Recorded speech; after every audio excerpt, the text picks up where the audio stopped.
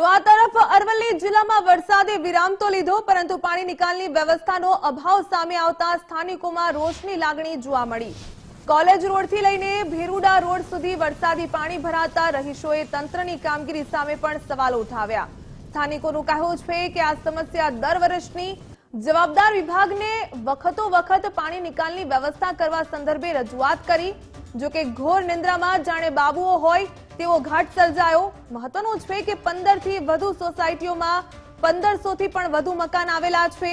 તમામની માંગ ગટર લાઇન શરૂ કરવાની અને આ સમસ્યાનો કાયમી રસ્તો કાઢવાની છે।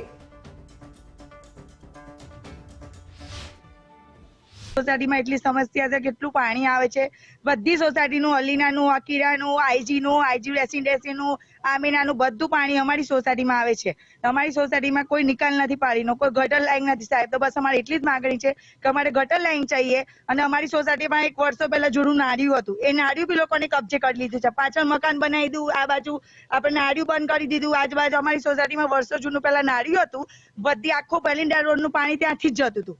હવે એ કબજો કરી લીધો। હવે અમારી સોસાયટીનો કોઈ નિકાલ જ નથી, તો અમારે શું કરવાનું સાહેબ? નગરપાલિકા અને માર્ગ મકાન સ્ટેટ અમે આ વખતે એમને સ્પષ્ટ ભાષામાં પત્ર દ્વારા અને ફિઝિકલી પણ અહીંયા સ્થળની તપાસ કરીને અમે એમને જાણ કરી છે કે કાયમી કઈ રીતે ઉકેલ કરી શકાય, કેમ કે આ પ્રશ્ન હમણાંનો નથી।